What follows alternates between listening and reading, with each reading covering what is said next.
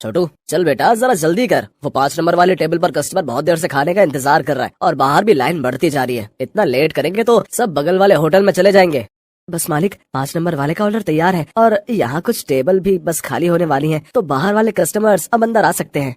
ये है सत्यभान और इसका होटल अतिथि देवो भव। जैसा इस होटल का नाम था ठीक वैसा ही यहाँ का काम था। होटल के अंदर आने से पहले हर कस्टमर का तिलक किया जाता था और फिर बड़े ही सम्मान के साथ उसे बिठाकर खाना परोसा जाता था। इस अनोखे तरीके की वजह से ही सत्यभान का ये होटल बहुत मशहूर था और बड़ी दूर दूर से लोग यहाँ खाना खाने आते थे। होटल के खाने का बढ़िया स्वाद और यहाँ की साफ सफाई भी एक बड़ी वजह थी कि आसपास के कई होटलों और ढाबों को छोड़कर कस्टमर सत्यभान के पास ही आते थे। सर मेरा नाम रमन है, मैं पब्लिक टाइम्स अखबार से आया हूँ, मुझे आपका इंटरव्यू करना है। अच्छा हाँ क्यों नहीं, आइए आइए। रुकिए पहले मैं आपका तिलक करूँगा। हाँ अब ठीक है, अब आप यहाँ आराम से बैठिए। छोटू जल्दी से साहब के लिए गर्मा गर्म कचौड़ियाँ और बढ़िया चाय तो लेकर आ। हाँ तो सत्यभान जी, सबसे पहले मैं आपका पूरा होटल और यहाँ की किचन देखना चाहूंगा। वैसे सुना तो मैंने ये है कि आप किसी को भी अपनी रसोई में लेकर नहीं चाहते, लेकिन मुझे तो आपके वहाँ लेकर जाना ही होगा, वरना ये इंटरव्यू अधूरा रह जाएगा। अरे बस वो बात ऐसी है कि आप तो जानते ही हैं, होटल के बिजनेस में सारा खेल खाने में इस्तेमाल होने वाले मसालों और रेसिपी का ही है, और यहाँ मैंने और मेरे साथियों ने बड़ी मेहनत से ये सब तैयार किया है। अच्छा लेकिन आपके यहाँ जो लोग काम करते हैं, मतलब आपके साथी, अगर उनमें से किसी ने धोखा दिया तो? नहीं नहीं, ऐसा तो हो ही नहीं सकता। यहाँ जितने भी लोग मेरे लिए काम करते हैं वो सब के सब मेरे गांव से ही हैं, यानी सब मेरा परिवार है। आज तक का रिकॉर्ड है, मुझे मेरा कोई साथी छोड़कर नहीं गया। ये तो वाकई बहुत बड़ी बात है। लेकिन अब तो आप इतने मशहूर हो गए, आपका होटल एक ब्रांड बन चुका है, तो लोग आपकी रसोई को अंदर से देखना चाहते हैं। आप चिंता मत कीजिए, मैं आपके मसालों और रेसिपीज का राज नहीं खोलूंगा, लेकिन रसोई के अंदर की कुछ फोटोज तो चाहिए होंगी आपके इंटरव्यू के साथ छापने के लिए। सत्यभान उस पत्रकार को समझाने की कोशिश करता है, लेकिन वो खुद ही उस पत्रकार की बातों में फंस जाता है। अखबार में अपना इंटरव्यू और फोटो छपने की बात से वो बहुत खुश था और इसी खुशी में वो बह गया और उस पत्रकार को उसने अपने होटल का एक एक कोना बहुत अच्छे से दिखाया। साथ ही अपनी रसोई में ले जाकर अपने सारे तौर तरीकों और रेसिपीज का भी अनजाने में खुलासा करता गया। वो पत्रकार होटल की लगभग हर चीज की तस्वीर ले रहा था। इंटरव्यू के दौरान उसने सत्यभान से कई सवाल पूछे, जिनके जवाबों में सत्यभान के सारे सीक्रेट खुलते जा रहे थे। अच्छा सत्यभान जी, बहुत अच्छा लगा आपसे मिलकर। इंटरव्यू के लिए शुक्रिया, अब मैं चलता हूँ। जी आपका बहुत शुक्रिया। वैसे ये सब कब छपेगा अखबार में? बस यही 1-2 दिन में, मैं आपको फोन पर इन्फॉर्म करूंगा। इतना कहकर वो पत्रकार सत्यभान के होटल से बाहर निकलता है और कुछ दूर पहुंचते ही मुस्कुराते हुए अपने गले में पहना हुआ आई कार्ड उतारकर एक कूड़े के ढेर में फेंक देता है। बड़ा अक्लमंद समझता था खुद को, एक नंबर का बेवकूफ निकला ये तो। असल में ये आदमी कोई पत्रकार था ही नहीं, पास ही मौजूद एक दूसरे होटल के मालिक का रिश्तेदार था, जो पत्रकार बनकर सत्यभान के सारे सीक्रेट जानने के लिए उसके पास गया था। ये आदमी अपने मकसद में पूरी तरह से कामयाब हो चुका था। इधर सत्यभान रोज सुबह के अखबार में अपने इंटरव्यू के छपने का इंतजार कर रहा था। जा छोटू, देख तो अखबार आ गया होगा। अब तो पूरे 4 दिन हो लिए, आज तो पक्का अपनी फोटो छपी होगी। छोटू फौरन उस दिन का अखबार लेकर आता है, लेकिन बीते दिनों की तरह उसमें भी सत्यभान और उसके होटल का जिक्र तक नहीं था। ये देखकर सत्यभान उदास हो जाता है। ऐसा कई दिनों तक होता रहा। फिर सत्यभान ने उम्मीद ही छोड़ दी और ये सब कुछ भुला दिया। फिर एक दिन अचानक सत्यभान के होटल में रेड पड़ जाती है। फूड इंस्पेक्टर अपने कुछ आदमियों के साथ सत्यभान के होटल पहुंचते हैं और वहां मौजूद हर चीज की जांच करने लगते हैं। देखिए, हमें आपके होटल के खिलाफ शिकायत मिली है कि आप खाने में नकली सामान का इस्तेमाल करते हैं। ये कैसी बातें कर रहे हैं आप? सालों से मैं इस होटल को चला रहा हूँ, वो भी पूरी ईमानदारी से। अगर ऐसा है तो हमें यहाँ की तलाशी लेने दीजिए। चलिए हटिए यहाँ से। पूरी टीम होटल का कोना कोना छानने लगती है। तभी उन्हें किचन के पास एक छोटा सा दरवाजा दिखता है। फूड इंस्पेक्टर खुद इस दरवाजे को खोलकर अंदर जाते हैं तो उन्हें काफी मात्रा में नकली घी, तेल, नकली मसाले जैसी कई चीजें मिलती हैं। तो ये है तुम्हारी ईमानदारी का सबूत? हाँ, शर्म आनी चाहिए तुम्हें। सत्यभान को कुछ समझ ही नहीं आ रहा था कि आखिर उसके साथ हुआ क्या। खाद्य विभाग की टीम सत्यभान के होटल को सील कर देती है। साथ ही सत्यभान को जेल भेज दिया जाता है। एक ही पल में सत्यभान का सब कुछ बर्बाद हो गया था। उसका परिवार सड़क पर आ गया था। सत्यभान खुद को बेगुनाह साबित नहीं कर सका और उसका सब कुछ जुर्माने की रकम अदा करने में चला जाता है। उसके गांव के लोग जो उसके लिए काम किया करते थे वो भी उसका साथ छोड़कर गांव वापस चले जाते हैं, सिवाय छोटू के। चलो तुम्हारी जमानत हो गई है। जमानत की बात सुनकर सत्यभान चौंक जाता है। वो बाहर आकर देखता है तो एक वकील के साथ खड़ा छोटू उसका इंतजार कर रहा था। छोटू, तूने ये सब कैसे किया बेटा? तेरे पास इतने पैसे कहाँ से आए? मैं तो बिन माँ बाप का एक लावारिस था मालिक। आपने मुझे सहारा दिया था तो मैं आपको इस हाल में अकेला कैसे छोड़ देता? आपको याद है मैं हर महीने की तनख्वाह से कुछ पैसे जोड़ता था अपनी आगे की पढ़ाई के लिए, बस वही आज काम आ गए। छोटू की बात सुनकर सत्यभान की आंखों में आंसू आ जाते हैं और वो छोटू को गले लगा लेता है। लेकिन अभी भी सब कुछ ठीक नहीं हुआ था। शहर भर में सत्यभान का नाम खराब हो चुका था, इसलिए सत्यभान अपने परिवार और छोटू के साथ शहर छोड़कर अपने गांव चला जाता है। वहाँ बांस के बड़े बड़े जंगल थे जिनके बीचों बीच एक छोटी सी झोपड़ी बनाकर सत्यभान और उसका परिवार रहने लगता है। सत्यभान के पास गुजर बसर के लायक भी पैसे नहीं थे, इसलिए उसे कुछ तो करना ही था। तभी एक दिन उसने गांव के एक बच्चे को एक आधे कटे बांस में कुछ खाते हुए देखा। सत्यभान उस बच्चे के पास गया और उससे बोला, बेटा ये क्या खा रहे हो? ये हरे बांस का अचार है और ये रोटी है। ये बर्तन ये भी बांस से बना है। वो यहाँ गांव में बांस ही सबसे ज्यादा उगता है ना, तो हम लोग इसी का ज्यादा से ज्यादा इस्तेमाल करते हैं। उस बच्चे की बात सुनकर जैसे सत्यभान के दिमाग के घोड़े दौड़ने लगे। उसने फौरन छोटू को अपने पास बुलाया और उसे कुछ समझाने लगा। फिर अगले दिन तड़के सुबह ही वो छोटू के साथ बांस के जंगल में गया और ढेर सारी बांस की लकड़ियां काट कर ले आया। सत्यभान और छोटू दिन रात लगे रहे और देखते ही देखते उन दोनों ने सिर्फ बांस की मदद से पूरा का पूरा होटल बनाकर तैयार कर लिया, जहां दीवारें भी बांस की थी और सारे बर्तन भी। अब सवाल ये था कि इस होटल में पकेगा क्या? मालिक आप चिंता मत कीजिए, हमें जाकर सब लोगों से बात करनी चाहिए जो शहर में अपने साथ काम करते थे। मुझे विश्वास है कि वो सब हमारा साथ जरूर देंगे। छोटू की बात मानकर सत्यभान अपने गांव के लोगों से बात करता है। धीरे धीरे गांव के कई लोग उसकी मदद के लिए आगे आते हैं। कई लोग उसे मुफ्त में राशन देते हैं, जिसके साथ हरे बांस का इस्तेमाल करके सत्यभान और छोटू होटल के लिए खाना बनाते हैं। और इस तरह एक बार फिर सत्यभान का होटल चल पड़ता है। लेकिन हालात अब पहले से बहुत अलग थे। कई दिनों तक सत्यभान के होटल में एक भी ग्राहक नहीं आता। फिर एक दिन शहर से कुछ दोस्तों का एक ग्रुप वहां आता है और सत्यभान के अनोखे होटल को देखकर चौंक जाता है। कुछ नया आजमाने के इरादे से वो सभी सत्यभान के होटल के अंदर आ जाते हैं। सत्यभान उन सब की बहुत ही अच्छे से खातिरदारी करता है और फिर भाई वाह, मजा आ गया। ये तो बिल्कुल ही नया एक्सपीरियंस था। शहर से इतनी दूर इतनी अच्छी सर्विस और उससे भी बढ़िया खाना। सच में बहुत अच्छा लगा यहाँ आकर। और सबसे बड़ी बात, मुझे तो पता ही नहीं था कि बांस को भी खा सकते हैं, वो भी इतने अलग अलग रेसिपीज में। सत्यभान के खाने और अलग किस्म के होटल की तारीफ वो सभी दोस्त अपने दूसरे दोस्तों से जाकर करते हैं, जिसके चलते और भी लोग खास तौर पर सत्यभान के होटल में खाना खाने वहां पर आते हैं। सत्यभान की सर्विस और खाना बहुत जल्दी अपना पहचान बना रहा था। लोग शहर के हाई फाई होटल छोड़कर सत्यभान के पास गांव में आ रहे थे। धीरे धीरे सत्यभान की गाड़ी पटरी पर आने लगती है और उसके पुराने साथी जो गाँव में ही थे वो भी उसके पास काम पर लौट आते हैं। मालिक भगवान की दया से अब सब ठीक हो रहा है, लेकिन अब तक ये समझ नहीं आया कि आखिर वो सब नकली सामान उस दिन अपने होटल में आया कहाँ से। ये पहेली तो सच में सुलझानी ही होगी छोटू। मुझे लगता है मुझे कुछ करना चाहिए।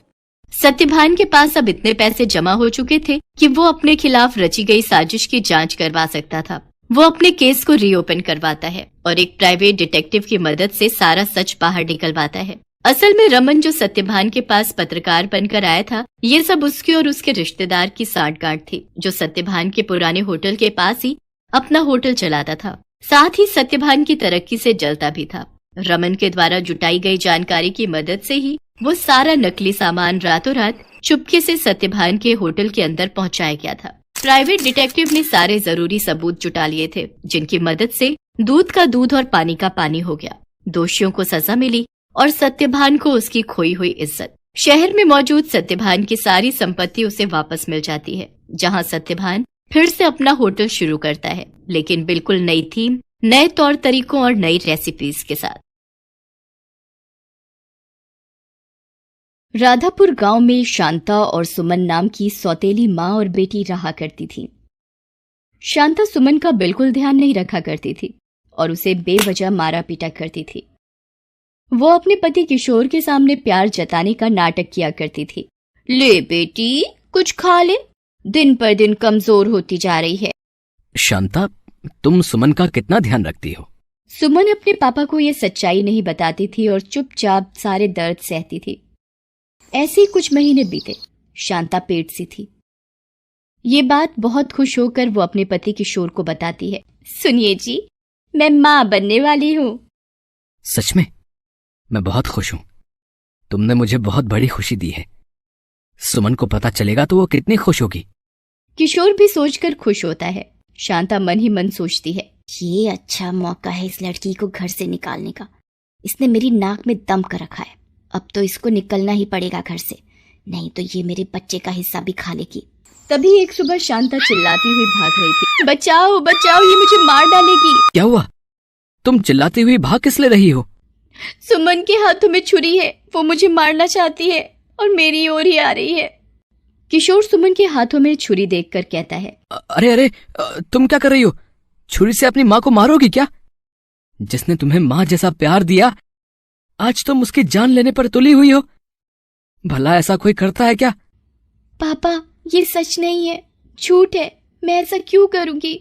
आप मुझे गलत समझ रहे हो, मेरी बात तो सुनो। उसने रोते हुए सच्चाई बताने की कोशिश की, पर किशोर उसकी एक भी बात सुनने को तैयार नहीं था। उसने कहा, सुमन, तुमने ऐसा क्यों किया? निकल जाओ मेरे घर से बाहर। और सुमन को घर से बाहर निकाल दिया। बेचारी सुमन रोते रोते जंगल की तरफ चल पड़ी और बीच जंगल में पहुंच गई। वहां एक पेड़ के नीचे वो बैठ गई और सोचने लगी, मैंने कोई गलती नहीं की थी, फिर माँ ने ऐसा क्यों किया? वो ऐसा सोचकर रोए जा रही थी। तभी उसे एक शेर की दहाड़ सुनाई दी। वो डर गई और सोचने लगी, बाप रे, इस जंगल में तो मुझे बहुत खतरनाक जानवर मिलेंगे। मुझे इन सबसे बचकर रहना होगा। मुझे इस पेड़ पर घर बनाकर रहना चाहिए, वरना ये जंगली जानवर मुझे खा जाएंगे। मैंने आज तक पापा को सच नहीं बताया। पापा को सच पता चलना चाहिए था। ऐसा सोचकर वो जंगल की तरफ चल पड़ी। कुछ बांस की लकड़ियां इकट्ठी करके एक सुंदर घर उस पेड़ पर बना दिया। जब घर बन गया तो उसने सोचा कि वो आराम से रह सकती है।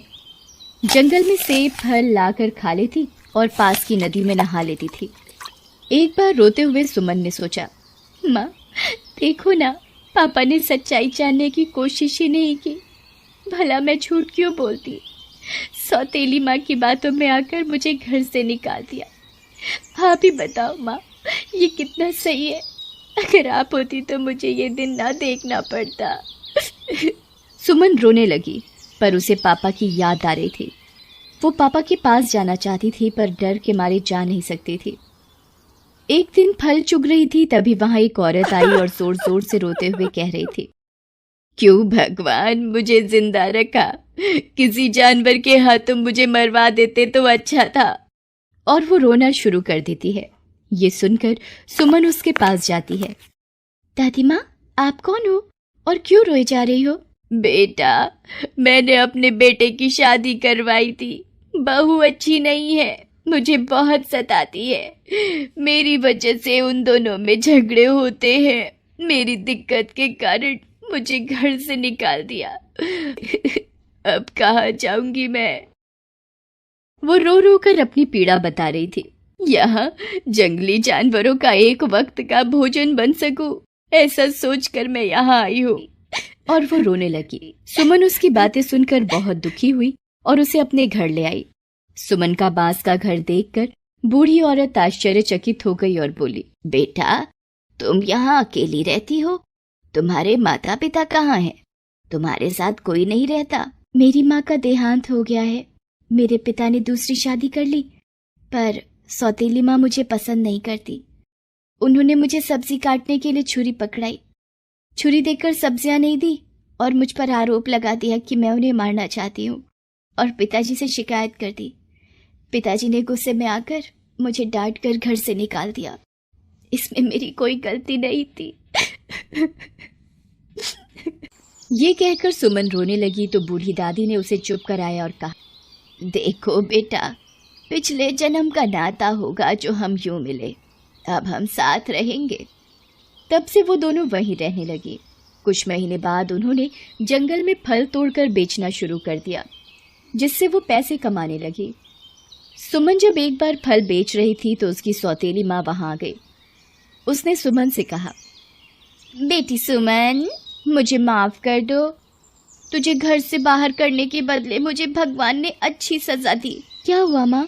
मेरा पैर फिसल गया था, मैं गिर गई और मैंने अपना बच्चा खो दिया। तुम्हारे पापा बहुत दुखी हुए। मैंने उन्हें सारी सच्चाई बता दी, पर किशोर ने कहा, ये तुमने क्या किया? अनजाने में तुम्हारी बातों में आकर फूल सी बच्ची को मैंने घर से निकाल दिया। पता नहीं वो किस हाल में होगी और कहाँ होगी। और वो मुझ पर चिल्ला रहे थे तो उनको दिल का दौरा पड़ गया। अब वो बस तुझे ही याद करते रहते हैं। घर चल बेटी, मुझे पापा से मिलना है। शांता सुमन को लेकर घर की ओर चल पड़ी। किशोर सुमन को देखकर बहुत खुश हुआ और उससे माफी मांगता है। बेटा, हमें माफ कर दो, हमने तुम्हारे साथ बहुत गलत किया। सुमन कुछ पैसे देकर जंगल की ओर चल पड़ी। किशोर और शांता उसे रोकने की बहुत कोशिश कर रहे थे, पर वो नहीं रुकी। जंगल में जाकर बूढ़ी औरत ने सुमन से पूछा, बेटा, तुम्हारे मम्मी पापा का मन बदल गया था तो तुम वहाँ क्यों नहीं रुकी? दादी माँ, अभी तो उनका मन बदल गया था, पर बाद में फिर दोबारा मन बदल जाता तो मैं क्या करती? और दूसरी बात, यहाँ तुम भी तो अकेली रहती। तुम अपना सब कुछ छोड़कर आई हो, तो आपको मैं अकेला कैसे छोड़ सकती हूँ? बेटा, तुमने अनजान औरत के लिए इतना सोचा, मैं तुम्हारी शुक्रगुजार हूँ। और दोनों फल बेचकर सुखी सुखी रहने लगी। जंगल में एक दूसरे का सहारा बनी। तभी एक दिन बूढ़ी औरत का बेटा ढूंढते हुए जंगल की ओर आए। माँ, आपकी बहू आपको बहुत याद कर रही है। आपके जाने के बाद वो छत से गिर गई और उसे अपनी गलती का एहसास हो गया। तब से ही आपको बहुत याद कर रही है। तो तू क्या चाहता है बेटा? माँ, आप हमारे साथ घर चलो, हमें आपकी जरूरत है। नहीं नहीं, मैं अब तुम दोनों के बीच नहीं आना चाहती। मैं यहीं पर खुश हूँ और कोई परेशानी नहीं लेना चाहती। तुम घर जाकर बहू की सेवा करो और खुश रहो। पर माँ। नहीं बेटा, अब मैं चाहकर भी घर नहीं आ सकती। मैं तुम्हारा भरे पूरे परिवार को बिखेरना नहीं चाहती। मैं यहीं पर ठीक हूँ। यहाँ अपनी छोटी सी दुनिया है जिसमें मैं खुश हूँ और किसी तरह की कोई टेंशन नहीं लेना चाहती। तुम जाओ बहू के पास, बहू को तुम्हारी जरूरत है। बेटा मुंह लटकाकर वापस चला जाता है। दादी माँ, आपको आपका बेटा लेने आया था तो आप क्यों नहीं गई? आपकी बहू को भी आपकी जरूरत है। आपको शिकायत थी कि आपकी बहू आपसे खुश नहीं, पर अब तो आपकी बहू ही आपको बुलाना चाहती है, फिर आप क्यों नहीं गए? बेटा, ये दोनों सिर्फ मुझे काम के लिए बुलाना चाहते थे, क्योंकि अब बहू से काम नहीं हो सकता। इसलिए मुझे एक नौकरानी के रूप में मेरा बेटा मुझे घर लेने आया था, जिससे उसकी बहू की सेवा हो सके। पर मैं नहीं जाना चाहती हूँ, क्योंकि जब मेरी बहू ठीक हो जाएगी तो वो फिर से मुझे लात मार कर भगा देगी और दोबारा मैं ये अपमान नहीं सह सकती। मैं यहाँ पर तुम्हारे साथ खुश हूँ, 2 वक्त की रोटी चैन से खा रही हूँ। और वो सुमन को गले से लगा लेती है। अब सुमन और बूढ़ी औरत सुकून से जीवन यापन करने लगी। फल बेचकर जो भी मिलता सुकून से खाती और खुश रहती थी, अपने परिवार से दूर, अपने बांस के घर में। अब